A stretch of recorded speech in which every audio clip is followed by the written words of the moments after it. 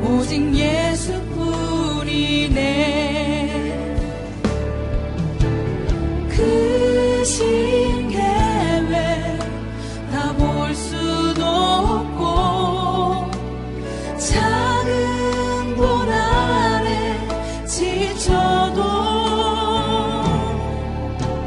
주께 묻기 나의 모든 삶 버티고 견디게 하시네. 시편 23편 연속 설교, 오늘이 네 번째 주일입니다. 시편 23편은 우리가 너무나도 잘 아는 말씀이죠. 그래서 지난 두 주간에 여호와께서 우리 인생의 목자가 되실 때 부족함이 없는 삶을 우리가 살 수 있다. 부족함 없는 삶의 시작이 바로 여호와 하나님을 내 목자로 모시고 사는 그 순간부터 시작이 된다고 그랬습니다. 또 지난주에도 우리를 푸른 풀밭에 누이시고 쉴만한 물가로 인도하시는, 그래서 우리가 예수님을, 하나님을 나의 목자로 모실 때 참된 쉼이 무엇인지를 깨닫고 또 목마르지 않는 풍성한 삶을 살아갈 수 있다라고 했습니다. 여러분, 우리가 예배를 드리는 이 예배가 참 점점 힘들어지는 상황이 아닌가 생각합니다. 우리가 마음껏 찬양을 불러도 소리가 제대로 나오지 않죠. 마스크를 쓰고 있으니까. 또 마스크를 쓰고 여러분이 1시간 이상 예배를 드린다는 것도 쉽지는 않은 일입니다. 그럼에도 불구하고 우리는 더더욱 예배를 잘 드려야 한다고 생각됩니다.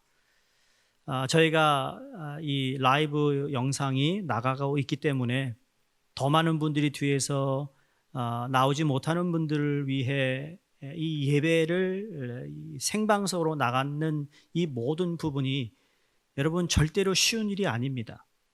안 하면 좋겠다는 생각도 해봅니다. 왜? 너무 많은 분들이 여기에 긴장을 하며 또 예배를 드려야 하는데 본인의 맡은 어떤 기기들을 이게 잘 나가도록 해야 하는 부분이 있기 때문입니다. 절대로 하나도 여러분 그냥 되는 게 없습니다. 우리가 예배를 드릴 때 정말 더 중요한 것은 이렇게 힘들고 어려운 가운데에서도 내가 어떤 상황에서도 부르신 곳에서 예배를 드릴 수 있는 그냥 어떤 찬양의 가사에 그냥 그 감동으로 끝나는 것이 아니라 실질적으로 진정으로 예배 시간에 내가 어떤 상황에서도 예배를 잘 드려야겠다라는 그 마음과 의지가 여러분 앞서야 된다고 말씀을 드리고 싶습니다. 우리 모두가 다 쉽지 않은 예배를 드리고 있습니다. 어떻게 보면 예수 믿는 것 때문에 핍박을 받고 있는 그분들의 예배의 상황이 어떠한지를 조금이나마 경험하고 있는 것이 아닐 수도 경험하고 있는 것이 아닐까라는 생각도 해볼 수 있다라는 것이죠. 어쩌면 지금보다 더 예배를 드려야 하는 상황이 안 좋아질 수도 있다라는 상황 속에서 나는 예배를 드리기 전에 어떤 마음으로 오는가? 때로는 우리 예배의 상황이 우리의 삶, 내가 원하고 만족에 다 만족스러운 예배 상황이 아니라 할지라도 나는 예배를 신령과 진정으로 드려야 되겠다라는 그 마음가짐이 더 중요하다라는 것이죠. 지금은 은퇴하셨는데 여러분 한국의 이재철 목사님에 대해서 많이들 아실 겁니다.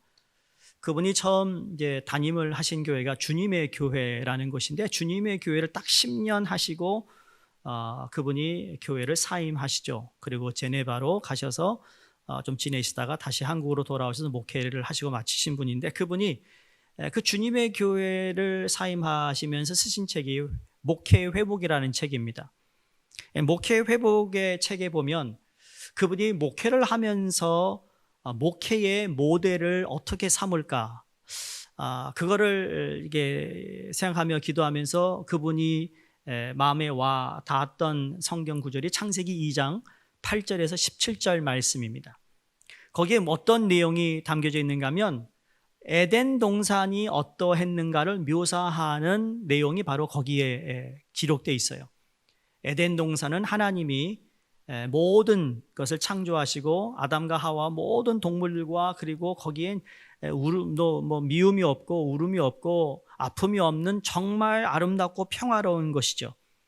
그러면서 이 목회 모델로 삼았던 이유는 인간이 타락하기 전에 사람을 위하여 하나님께서 제일 먼저 만드셨던 것이 에덴이었는데 죄로 인하여 에덴을 상실한 것이었다라는 거죠. 그래서 예수 그리스도를 보내시고 독생자로 말미암아 구원받은 하나님의 백성들 그리고 모인 교회를 통해 그 상실한 에덴을 회복하는 것이 이 땅에 교회를 세우신 것이다라고 모델을 삼아 그렇게 목회를 하셨다라는 말입니다.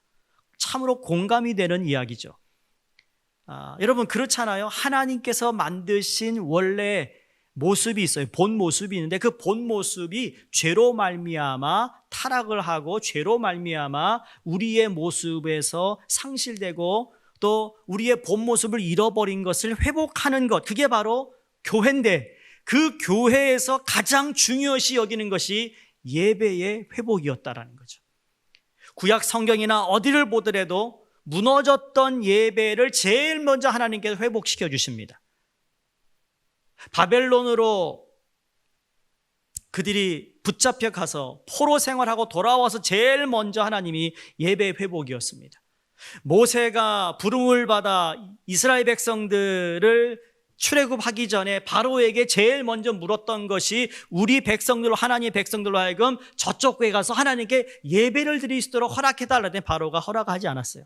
하나님이 그 예배의 회복, 그게 바로 에덴의 회복이며 오늘날 교회라는 것이 바로 이 에덴을 회복하는 곳임을 믿습니다. 우리가 잘하고 열심히 하려고 하는 선교 역시 선교란 에덴의 확장인 것이죠.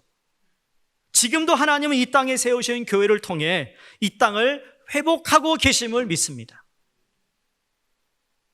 이 회복이라는 단어를 사전에 찾아보니까 여러 가지로 표현하는데 원래의 상태로 돌아간다, 또 회복이 되찾는다, 복귀하다, 영어로는 이것이 recovery, restoration 또는 쉽게 get back이라는 단어로 쓰여집니다. 이 회복이 다른 단어로 오늘 사용되고 있어요. 오늘 3절에 보면 내 영혼을 어떻게 한다고요? 소생케 하시며, 이 소생케 한다는 단어에도 아까 회복에서 이야기했던 영어의 recovery, restoration이라는 비슷한 단어가 있는 게 바로 revive 또는 recover라는 단어입니다. 둘 다 RE라는 그 레터가 붙어 있습니다. RE, re라는 거는 어떻게 다시 돌아간다, 다시 복귀한다, 되찾는다, 그런 의미를 가지고 있습니다. 자, 그런데 오늘 3절을 여러분에게 말씀드리기 전에 바로 이 부분을 우리가 기억했으면 좋겠어요. 뭔가 하면 내 영혼을 소생시키시기 위하여 하나님은 2절에 뭐라고 그랬습니까? 푸른 초장으로 우리를 누이시며 그리고 쉴만한 물가로 인도하신다고 그랬습니다. 시편 23편 1절, 2절, 3절은 그냥 우연히 1절이 된 것이 아니고 우연히 2절이 된 것이 아니고 우연히 3절이 된 것이 아니라 하나님의 섭리 가운데 제일 먼저 여호와는 나의 목자시니부터 시작해서 2절에 푸른 초장으로 나를 누이시고 그게 쉼을 얻는다고 그랬죠. 그 다음에 물가로 인도하시는, 바로 그 전제 조건이 주어진 후에 우리를 소생시키는 하나님의 모습을 보여주고 있습니다. 왜 이 말씀을 드리는가 하면 여러분, 푸른 초장에 누이시고 쉴만한 물가로 인도하시는 이 물가로 인도하신다는 이 물이 너무나도 중요하기 때문이에요. 이 물이 그럼 제일 처음 성경에서 어디서부터 시작이 되었는가를 우리가 묻는다면 그 역시 창세기 2장 8절에서 17절에 나온 에덴 동산을 묘사할 때 그 물의 근원이 바로 에덴에서 출발했다라는 것을 기록하고 있습니다. 2장 10절에 강이 에덴에서 흘러나와 동산을 적시고 거기서부터 갈라져 내 근원이 되었다. 물이 에덴에서 흘러나와 동산을 적시고 거기서부터 갈라져 내 근원이 되었다라고 지적하고 기록하고 있습니다. 너무나도 대단한 말씀이죠. 에덴은 강이 발원한 것, 흘러간 곳을 말합니다. 여러분, 물이 시작한 곳이 바로 거기라는 거죠. 물은 두말할 것도 없이 생명을 뜻합니다. 물이 없으면 생명이 존재할 수 없습니다.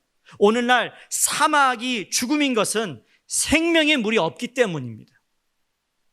이처럼 생명 그 자체인 물이 에덴에서 발원했다는 것은 에덴은 생명의 진원지임을 의미하고 있습니다. 그래서 회복한다라는 것은 잃어버린 생명을 회복하는 것을 의미하고 있습니다. 사랑하는 성도님들, 내 영혼이 소생되기를 원하신다면 꼭 이 절을 우리가 거쳐야 되는 겁니다.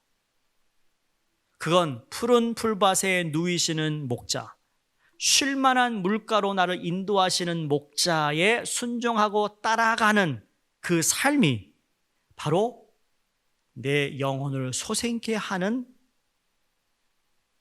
비결이라는 거예요. 절대로 2절 없이 3절로 넘어갈 수가 없는 것입니다. 얼마나 좋아요. 내 영혼을 소생시킨다니까 좋은 뉴스죠. 정말 기쁜 이야기입니다. 그러나 그분이 나의 목자가 됨을 인정하며 그 목자 앞에 내가 양으로서의 존재임을 고백하고 따라갈 때, 그때 참 쉼을 얻을 수 있고 생명의 물을 마실 수 있으며 그 자체가 내 영혼을 소생케 하는 줄로 믿습니다. 그래서 이 소생케 한다라는 이 말씀은 물론 영혼을 소생시킨다고 말씀했지만 단순히 영혼만 소생시키는 것이 아니라 더 넓은 의미에서 소생을 이야기하고 있습니다. 어떤 신학학자는 이 소생시킨다라는 말을 내 안에 있는 생명을 다시 살리신다라고 해석하기도 합니다. 또 어떤 분은 restore myself라고 해서 내 자신을 회복시킨다라고 표현합니다. 한마디로 말씀드리면 우리의 목자 되시는 주님께서는 우리의 생명을 살리시는 분이라는 거예요. 사막 같은 우리의 마음도 살리시고 피폐해진 내 마음을 살리시고 지치고 무너지고 넘어진 것도 다시 살리시는 생명을 말씀하고 있다라는 거죠. 여러분, 우리의 존재가 참으로 인간답도록 우리의 인생이 참으로 살맛나는 인생으로 바꾸어 주시는다는 말씀을 하고 있습니다. 여러분, 이 다윗의 고백 역시 자기 경험에서 온 거잖아요. 양을 키워본 목자의 경험에 의하면 양은 자기 자신이 가야 할 길도 제대로 찾지 못한다고 합니다. 개나 고양이를 키워보신 분들은 나갔다가 자기 집을 찾아오잖아요. 근데 양은 집을 나서면 누구의 인도 없이 집을 찾아올 수 없대. 그래서 길 잃은 어린 양이라고 예수님이 비유하신 거예요. 또 양은 스스로 이렇게 몸이 무겁든지 잘못 이렇게 넘어져서 이 네 다리를 하늘을 향하고 누워버리면요, 자기 스스로 일어날 수가 없대요. 참 쓸모없는 양이에요, 그렇죠? 양털 빼고는. 그러니까 들어놓으면 내 발이 하늘을 향하면 목자가 와서 다시 일으켜 세우기 전까지는 절대로 스스로 못 일어나는데 그 자세로 몇 시간 지나면 이 양이 어떻게 되는지 아세요? 죽는데요. 그러니까 죽음 앞에 있는 양을 소생시킨다는 의미에서 이 말씀을 다윗이 하고 있습니다. 근데 다윗이 내 영혼을 소생시키며 라는 것은 단순히 양이 누웠을 때 하늘을 향해 내 발을 향하고 있었던 그런 양을 모습만 우리에게 말씀하는 것이 아니라 또 다른 자기의 경험을 담아 이야기하고 있어요. 다윗이 왕이 되어서 얼마나 멋있는 왕이었습니까? 그 나라를 얼마나 튼튼하게 강한 나라로 세우지 않았습니까? 그런데 그가 실수를 범하죠. 죄를 범합니다.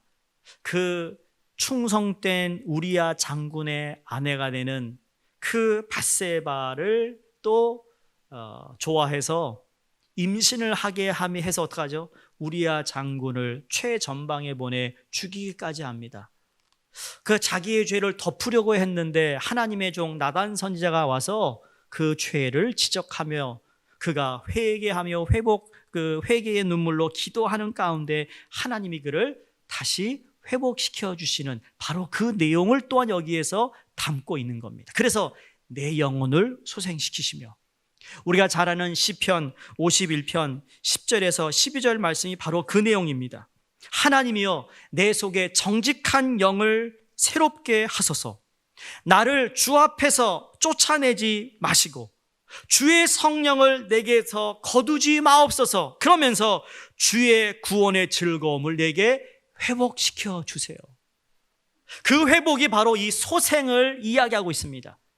나는 죽을 수밖에 없었고 내가 그렇게 모든 각본을 만들어서 그렇게 충성된 종을 죽이기까지 하면서 내 죄를 은폐하려고 했는데 하나님, 다 보고 계셨던 하나님, 그 앞에 나는 죽을 수밖에 없는 죄인입니다. 그런데 나를 회복시켜 주신 내 영혼을 소생케 하시고 이 부분에 자기의 목자로서의 모습뿐만 아니라 그 목자가 지은 죄를 통하여 하나님이 그를 소생시켜 주신 은혜의 말씀을 담고 있다라는 거죠.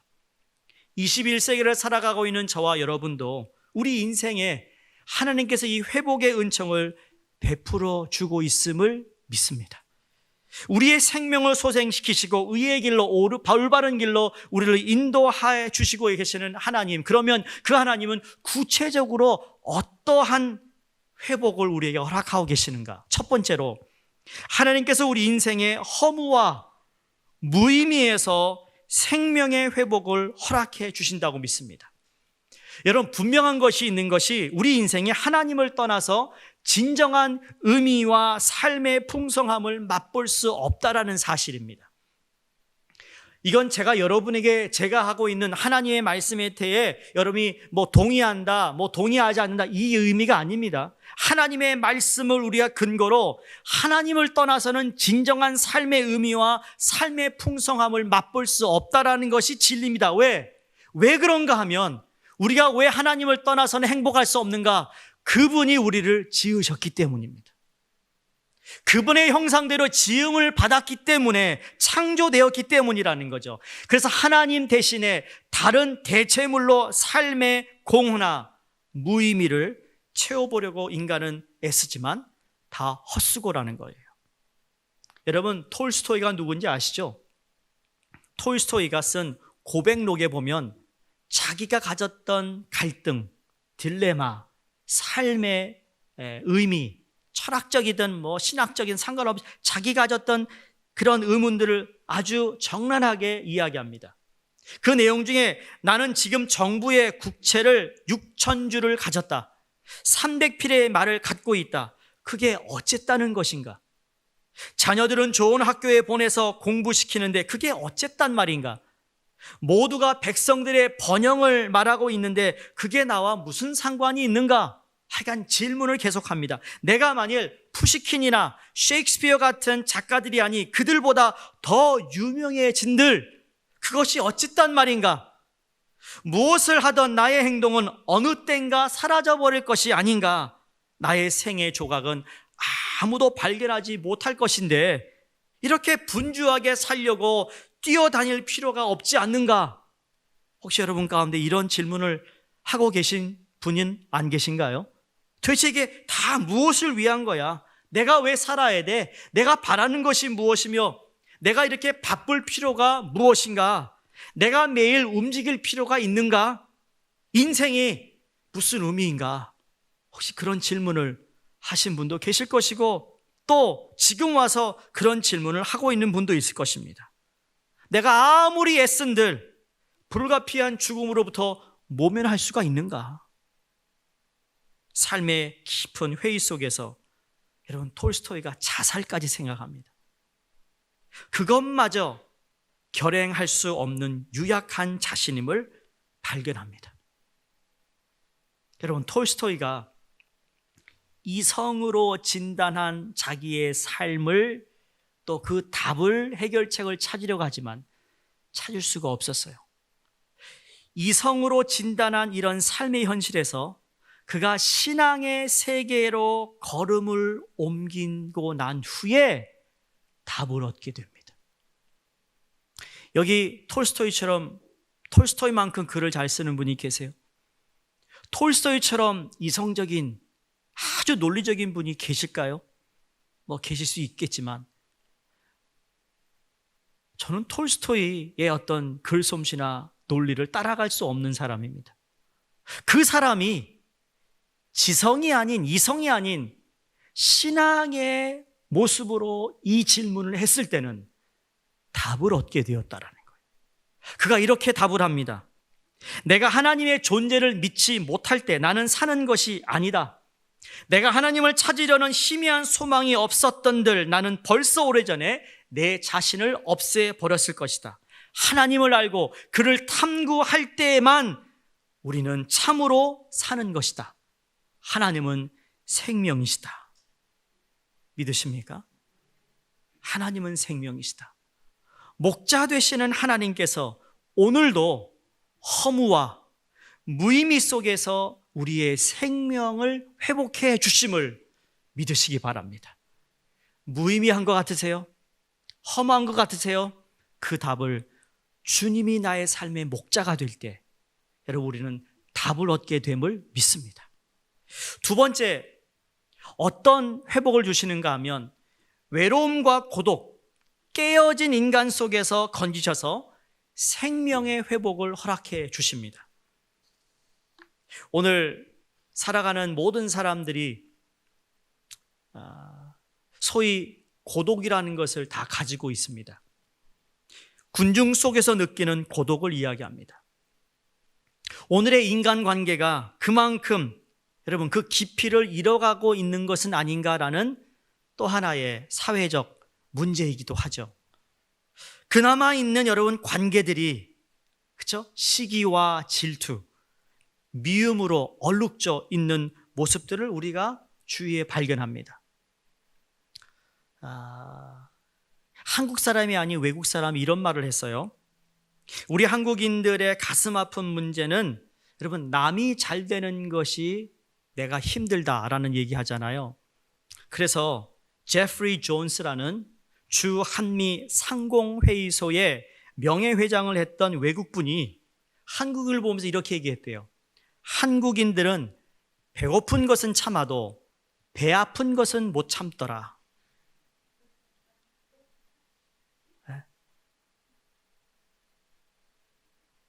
저 사촌이 땅 샀다 그러면 배가 아파서 그거 못 참는데요.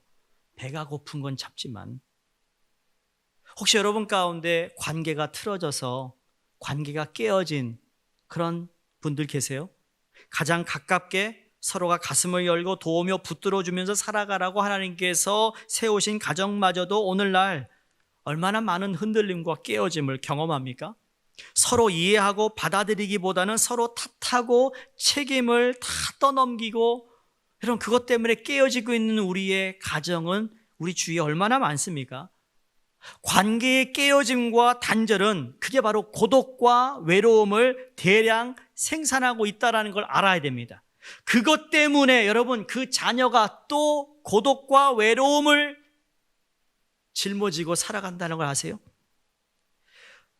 더 나아가서 공동체의 여러분 상실은 교회마저도 외롭고 쓸쓸한 사막으로 변화가고 있는 모습들을 우리가 보는데 여러분 이 코로나19로 인하여 교회 모임이 대예배 말고는 모임을 가질 수 없는 가운데 여러분 그런 가운데에도 우리가 거리 유지를 하면서도 그러나 우리의 영적으로 마음으로는 가까워질 수 있는 최대한 노력을 해야 된다는 걸 아셔야 됩니다. 거기가 메말라 버리면 그 메말름이 여러분의 개인과 가정에도 메마르기 때문입니다. 기억하세요.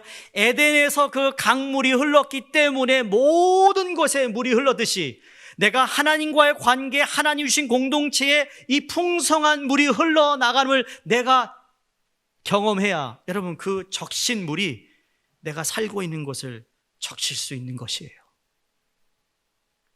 근데 이 목자 되시는 하나님께서는 이 깨어진 관계, 흔들리는 공동의 삶 속에서 회복의 역사를 이루시는 줄로 믿습니다. 이게 바로 영혼을 소생케 하시는데 어떤 회복을 주시는가?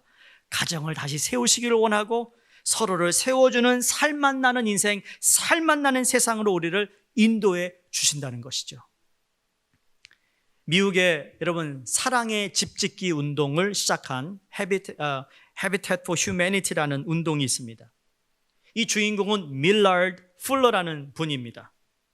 1935년 망거머리 알라바마에서 태어나가지고 그가 대학을 진학하고 법대학을 다니면서 친구들과 사업을 시작했는데 29살에 이분이 백만장자가 됩니다.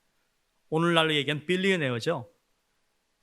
근데 이분이 돈을 많이 벌어 초하의 어떤 주택과 별장을 두고 스피드보트를 구입하고, 그렇죠? 그 당시에 가장 럭셔리한 자동차를 몇 대씩 굴리고 3개의 목장을 소유하고 있는 그러한 백만장자가 됩니다. 막대한 재산에 사랑하는 아내와 2 자녀, 아주 행복한 가정을 이루고 살아갑니다. 사업은 번창하는데 어느 날 결혼 생활에 문제가 생깁니다. 아내와 자녀와의 관계는 점점 멀어져 가는 것을 느꼈답니다. 그런 어느 날 1965년 11월에 돈만 추구하는 의미 없는 삶은 더 이상 살 의미를 내가 가질 수 없다고 해서 남편에게 별거를 요청합니다. 이 요청에 엄청난 충격을 받은 이 풀러가 일주일 뒤에 다시 아내와 자녀들과 만나 이걸 어떻게 풀어야 할지 대화하는 가운데 그 아내가 이렇게 얘기했답니다. 당신이 나를 정말 사랑한다면 우리 전 재산을 팔아 가난한 사람들에게 나누어 주고 예수님의 사랑을 전하는 일을 같이 했으면 좋겠어요.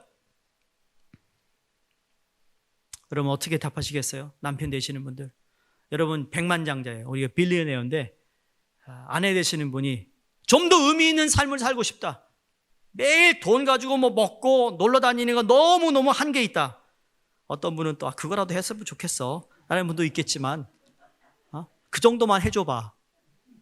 그렇게 답하면 저도 할 말이 없어요. 그런 마음을 갖는 분이 몇 있어요 지금. 표현 안 해서 그렇지. 나 좀 호강시켜봐. 그럼 나도 그런 말 하겠지. 여러분 있는 사람이 자기 돈 푸는 거 힘든 거예요. 제가 살아보니까 그렇더라고요. 참 없는 곳에서 함께 나눠 먹는 거고 부족한 곳에서 나누는 거더라고요. 그게 정말 정이고 사랑이라고요. 아멘입니까? 자, 이 말을 들은 남편이요, 더 대단합니다. 아내의 말을 그대로 받아들입니다. 자기 집 한 채 남겨놓고 다 팔고 그리고는 자선단체에 기증합니다. 그게 11월인데 12월에 플로리다를 내려가서 가족들과 함께 그런 결정하고 이제 다 작업을 이제 준비하고 있으면서 이제 조지아로 이렇게 올라오는데 거기 코이노니아라는 농장의 소문을 듣고 그곳에 방문해요. 거기는 조던이라는 목사님이 그 당시 백인과 흑인이 모든 것을 소유하며 나누는 공동체를 설립한 목사님입니다. 이분이 하는 공동체에 너무 큰 감동을 받은 이 부부가 그분이 세상을 떠나기, 목사님 세상을 떠나기 전에 정말 이 세상에 집이 없어서 고생하고 가난한 사람이 그들을 위한 집을 짓는 운동을 했으면 좋겠다 해서 시작한 것이 바로 사랑의 집짓기 운동이라는 거죠. 제가 말씀드리고 싶은 것은 이분의 업적을 얘기하는 것이 아니라 자녀와 아내와의 관계가 깨어지고 멀어지고 있는 가운데 바로 여기에 초점을 두었더니, 그렇죠? 하나님 어떻게 소생시키셨어요? 부부의 관계를 소생시키시고 자녀의 관계를 소생시키시고 회복하시고 더 나아가는 지금 수많은 사람의 생명을 회복시키는 운동을 하고 있다라는 겁니다.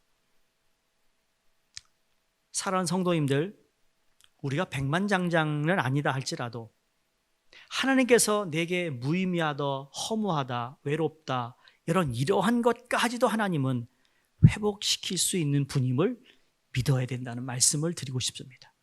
세 번째로 하나님께서는 우리의 연약하고 병든 육신에도 회복의 역사를 이루어 주십니다. 전 정말 믿습니다. 여러분, 우리 교단은 사중복음을 가지고 있습니다. 우리는 중생해야 되고요. 두 번째, 우리는 성결해야 돼요.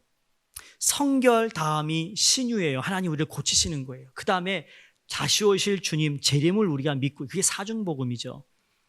우리 교단처럼 복음적인 교단이 없습니다. 다른 교단을 제가 이렇게 비유하려고 하는 게 아니라 정말 우리는 다 중생해야 돼요. 그 이 땅에 살면서 거룩한 삶을 살아가야 됩니다. 내가 거룩하니 너도 거룩하라. 성결밖에 없는 거예요. 오늘날 지도자들이, 교회 지도자나 정치가들이나 사회 다 타락이 뭐였습니까? 거룩한 삶을 살지 못한 거였습니다. 그 성결한 삶을 통해 우리에게 주어지는 놀라운 능력이 바로 신유입니다. 우리의 육신을 고치시는 하나님, 영혼을 고치시는 하나님, 회복하시는 하나님을 믿습니다. 그래서 어떤 육신의 질병도 고치시는 하나님을 우리는 믿는다는 것이죠. 그게 소생에 들어가 있는 거예요. 소생케 하신다. 하나님은 여러 방법으로 우리를 고치시죠. 어떤 사람들은 기도를 통해 하나님께 직접 고쳐주시는 것만이 하나님께서 생명을 회복시킨다는 생각을 갖는데, 여러분, 그것뿐만이 회복이 아니라 현대의학을 발전시킨 인간의 머리 누가 주셨을까요? 인간을 치료하는 약물의 성분은 누가 우리에게 주셨습니까? 여러분, 하나님께서 지금도 코로나 바이러스를 없앴으면 다 없앨 수 있는 능력의 하나님이시지만, 그러나 우리에게 준 현대의학에 하나님께서 너희들이 고쳐야 할 부분들을 이야기합니다. 우리에게 주신 생명 회복의 비법을 하나님은 알고 계시죠. 그걸 발전시켜가는 것도 하나님 우리를 소생시켜주고 회복하시는 하나님의 방법 중에 하나라는 것이에요. 그래서 우리가 아프면 병원 가는 거예요. 약 먹는 거예요. 그래서 아픈데 병원도 안 가고 약도 안 먹으면 믿습니다. 그러지 않는 거예요. 아시겠습니까? 두 가지를 다 하나님의 하실 일들을 내가 내려놓는 거죠. 그런 의미에서 하나님께서는 우리 안에서 직접 역사하시어 우리의 생명을 소생시킬 수 있는 분입니다. 어떤 때는 건강한 삶의 습관을 갖게 하심으로 우리를 고쳐줄 수 있습니다. 또 어떤 때는 병은 그대로 있지만 내 내면에 이길 수 있는 힘과 위로를 주셔서 고통 속에서도 굳굳이 회복된 생명을 누리며 살아가게 하시기도 하신다는 겁니다. 우리 목자는 우리를 소생시켜 주십니다. 그렇게 회복해 주시는 줄로 믿습니다. 마지막 네 번째입니다. 하나님께서 오늘 내 영혼을 소생시키신다라는 말씀에는 안 믿는 사람도 있겠고, 아픈 분도 있겠고, 참 무의미하고 허무한 인생을 사는 사람도 있겠고, 지루한 어떠한 우리의 인생길에 우리가 놓였을 때 우리를 회복하는 것도 있지만, 많은 경우 아마 믿음의 길을 가다가 지치고 또는 미끄러진 인생에서도 다시 소생시키시는 하나님의 허락하시면 우리가 경험할 수 있다라는 겁니다. 여러분, 우리 신앙생활은 짧은 것이 아니라 죽을 때까지 하는 거잖아요. 그렇죠? 장기적인 거예요. 여러분, 예수님 1, 2년 믿고 그만두는 게 아니에요. 가장 어리석은 게 뭔지 아십니까? 교회 다니다가 안 다니는 거예요. 신앙생활을 안 하는 거예요. 그것처럼 어리석은 게 없어요. 왜? 이건 1년에 끝나는 문제가 아니거든요. 어제 저희 교회에서 우리 교단 목사 안수식이 있었어요. 세 분의 전사님이 이제 새로 목사님이 되시는 분들인데, 한 분은 롤아일랜드, 한 분은 뉴저지, 한 분은 DC에서 이렇게 오셔서 철저하게 우리가 마스크 쓰고, 우리 안수하시는 목사님들은 페이스 실드까지 쓰고 안수했습니다. 이런 안수식이 없습니다. 저희가 우리 교회 얼마나 또 대단합니까? 안수자 5명, 가족들 5명 이상 못 오게 또 철저하게 안전을 지켜야 되니까 그렇게까지 하면서 안수식을 했는데, 설교하셨던 목사님이 사도 바울 얘기하시면서 내가 달려갈 이 길을 다 달렸으니 내 생명의 면류관이 준비되어 있다라는 그 말씀을 하셨어요. 목회가 장거리라는 거예요. 근데 여러분, 목회만 장거리가 아니에요. 신앙생활하는 모든 분들도 이건 장거리예요. 여러분, 아프다, 어렵다, 그래서 예배 안 드리는 게 아니에요. 어떤 이유, 예배를 드리지 못하고 교회를 가지 못하게 하는 많은 장애가 있으지만, 그러나 그 장애물을 어떻게라도 내가 뛰어넘어 하나님이 계신 곳에 내가 가야겠다, 그러한 간절한 마음을 우리가 가져야 되는 거죠. 여러분, 그리스도를 따라가는 길이 고속도로와 같이 확 튀어 있으면 얼마나 좋겠어요? 신앙의 양심에 따라 살아가는 그 길이 얼마나 어려움, 장애가 얼마나 많습니까? 그게 다 없으면 얼마나 좋겠어요? 왜 하나님 걸 그냥 그대로 두실까? 아세요? 2000년 전 예수님이 죄악된 세상을 위해 십자가에 달려 죽으셨을 때랑 지금과 별로 죄에 관해서 달라진 게 없다라는 거예요. 그러기에 믿음으로 살기가 힘듭니다. 정직하게 살려면 비난과 어려움에 부딪힐 수 있습니다. 사람들이 그러죠. 야, 너만 깨끗하니? 하면서 우리를 따돌립니다. 불이익을 당하기도 합니다. 그러기에 주님을 따르다가 여러분, 믿는 사람이 낙심합니다. 시험 듭니다. 지치기도 합니다. 주저앉고 싶은 생각이 왜 안 들겠습니까? 내 목자 되시는 우리 주님께서는 이 같은 우리들에게 새로운 생명을 불어넣어 주시겠다고 약속한다는 것이죠. 그런데 푸른 초정에 누일 때 우리가 누워야 되는 거고, 잔잔한 물가를 인도할 때 우리가 인도를 받아야 주님이 허락하신 소생에 대해 우리가 그것을 경험하게 된다는 거예요. 머리로 하는 것이 아니라는 거예요. 이해하시겠어요? 여러분, 여기에 나와 마스크 쓰고 예배 드리는 거 쉽지 않으시잖아요. 그렇죠? 마스크 쓰고 찬양하는 거 쉽지 않잖아요. 다 힘들어요. 마스크 쓰니까 좀 짧게 하면 안 될까? 그런 유혹이 왜 없어요? 여러분, 예배는 변하지 않을 겁니다. 그건 기억하셔야 합니다. 갈멜산에서 바알과 아세라 신을 섬기는 사람들과 겨루어 엄청난 승리를 거두었던 엘리야가 지쳐서 쫓기는 엘리야가 참 외로움에 소위 번아웃 됐다고 표현도 하잖아요. 근데 그 엘리야를 하나님이 찾아오셔서 먹이를 주시고, 그렇죠? 다시 물을 허락하시고 그를 소생시켰어요. 회복의 손길을 하나님이 허락하셨다라는 거죠. 여러분이 신앙생활 하는데 미끄러졌어요? 지쳤어요? 주저앉고 싶으세요? 다시 여러분, 나를 소생케 하시는 그 목자님을 붙잡을 수 있기를 주의 이름으로 축원드립니다.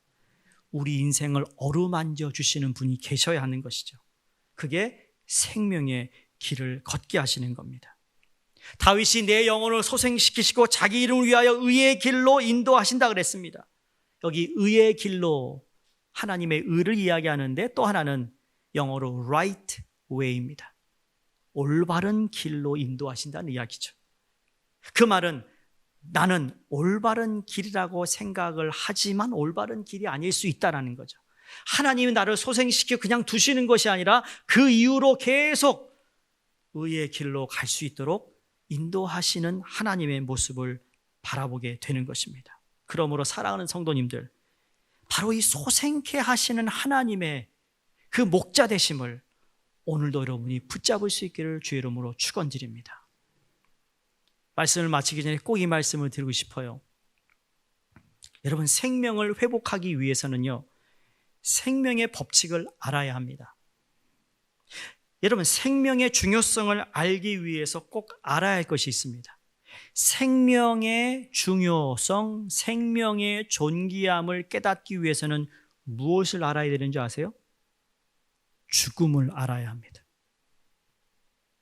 죽음이 끔찍한 거구나라고 알면 생명에 대한 의미를 더 우리는 깨닫게 되는 겁니다. 너무너무 가난했기 때문에 여러분, 부자 되기를 소망하죠. 너무너무 배고팠기 때문에 배부름에 대해서 갈망하는 거예요. 너무 목말라서 그 갈증을 해소시키고자 하는 그 물을 찾는 겁니다. 절대로 풍성한 사람이 여러분 가난함을 느끼지 못합니다. 그러나 가난했을 때 풍성함에 대한 간절함이 생기는 거예요. 때로는 우리 인생에 그런 간절함 때문에 하나님이 우리의 상황과 우리의 환경을 글로 몰아갈 수도 있습니다. 그러나 그건 절대로 우리를 고생시키시고 우리를 그렇게 미워해서가 아니라 진정한 회복, 진정한 소생케 하는 하나님의 손길이 무엇인지를 경험하기 위함이라는 것을 깨달아야 된다는 것이죠. 여러분, 죽음 앞에 우리는 다 겸손해질 수밖에 없습니다. 죽음 앞에 섰던 다윗이 바로 내 영혼을 소생하시는 하나님이 어떤 분임을 깨달았다고 저는 그렇게 믿고 싶습니다. 여러분, 생명을 알기 위해서는 죽음을 알아야 돼요. 하루하루를 살았다라는 것은 하루만큼 죽었다라는 이야기죠. 그렇다면 죽는다는 것은 또 무엇을 의미할까요? 그건 사는 것을 이야기합니다. 그 사도 바울이 내가 약할 때 강함이라, 내가 죽었더니 하나님이 나를 살리셨더라, 내가 부족했는데 하나님이 채우시더라. 아멘입니까? 그걸 경험하는 거거든요. 죽음을 알고 죽음을 향해 나아가는 것은 여러분 우리가 지금 매일 하고 있는 일이에요. 아세요? 여기 있는 저를 포함해서 우리는 다 죽음을 향해 가고 있습니다. 그러나 죽음 뒤에 영원한 삶을 허락하신 주님을 또 보는 거예요. 그게 믿는 사람과 믿지 않은 사람의 가장 큰 차이인 것입니다. 우리 다 죽어. 근데 죽음 뒤에 영원한 하나님과 함께하는 그 삶이 내게 있어. 이걸 고백할 수 있기를 바랍니다. 그게 내 영혼을 소생시키는데 자기 이름을 위하여 그런다고 그랬어요. 이름을 걸고 하나님이 그러신다는 거죠. 자, 생명과 죽음을 그 누구보다 잘 아는 분이 아마 우리 예수님이실 겁니다. 왜? 죽음도 경험하시고 다시 살아나셨기 때문에. 근데 예수님의 십자가, 여러분 한번 생각해 보시기 바랍니다. 그 십자가가 어느 언덕에 세워졌지요? 골고다 언덕에 세워졌어요. 십자가가. 여러분, 골고다는 이 원어가 해골이라는 의미를 가지고 있습니다. 그러니까 해골 언덕에 십자가가 세워졌다라는 거죠. 근데 왜 이곳이 해골이라는 이름을 갖게 되었느냐는 세 가지의 설이 있습니다. 첫 번째, 그곳 지형이 마치 해골처럼 생겨서 해골이라 그랬대요. 두 번째 설은 뭔가 하면 그 장소가 예로부터 사형 집행장으로 사용됐기 때문에 거기 가면 해골들이 거기 그냥 그 언덕에 여러 가지 이렇게 가득 쌓여 있다는 거 합니다. 그래서 해골이다. 세 번째로는 예수님이 오시기 훨씬 이전부터 유대인 사이에 내려오는 전설 가운데 무슨 전설이 있는가 하면 인류의 시조인 아담의 무덤이 거기 있는데 아담의 해골을 발견했기 때문에 해골이라고 불리게 되었다라는 겁니다. 근데 중요한 건 이 사실을 규명하는 것은 큰 의미가 없습니다. 더 중요한 것이 있기 때문이죠. 그건 왜 예수님의 십자가가 이스라엘 전역에서 하필이면 해골이라는 이름의 언덕 위에 세워졌는가, 그 이유를 깨달아야 된다는 겁니다. 여러분, 해골이라고 불리는 곳에 세워진 주님의 십자가를 머릿속에 한번 그려보세요. 여러분, 저는 그 자체가 참으로 위대한 메시지가 있다고 전 믿습니다. 왜인가 하면 해골은 죽음의 증거였다면 십자가는 생명의 표적이었기 때문입니다. 해골 그러면 다 죽음을 생각했어요. 세 가지의 설이 다 죽음과 연결되어 있어요. 근데 아무리 죽음이 난무하는 해골이라 할지라도 그 위에 우리 예수 그리스도의 십자가가 임하기만 하면 위로부터 하나님이 부어주시는 생명이 여러분 그 십자가를 타고 내려 모든 인류에게 생명을 허락하시기 때문이에요. 여러분의 삶이 지금 죽음 같으세요? 여러분의 삶이 너무너무 해골 같으세요? 사망의 음침한, 다음 주에 하겠지만 그것이 가득 쌓여 있어요. 앞을 봐도 뒤를 봐도 좌우를 봐도 다 불안이고 두려움이고 무의미하고 너무너무 지쳐있고, 그러나 십자가가 세워졌을 때 십자가를 통한 하나님의 능력, 하나님의 생명, 하나님의 축복이 임하는 줄로 믿습니다. 오늘 그래서 여러분, 제가 나눈 이 네 가지, 크게 네 가지지만 회복되어야 할 그곳에 예수 그리스도의 십자가를 꽂으시기 바랍니다. 십자가를 세우시기 바랍니다. 그렇다면 누가 주님의 십자가의 주님을 영접할 수 있는가? 그건 두말할 것도 없이 인생이란 결국 해골일 수밖에 없는 존재임을 자각하는 사람일 것이라는 거죠.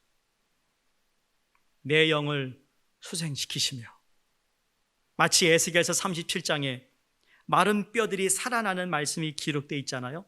마른 뼈들이 어찌 살아날 수 있겠는가 그랬는데, 하나님은 이렇게 말하는, 여호와께서 이 뼈들에게 말씀하십니다.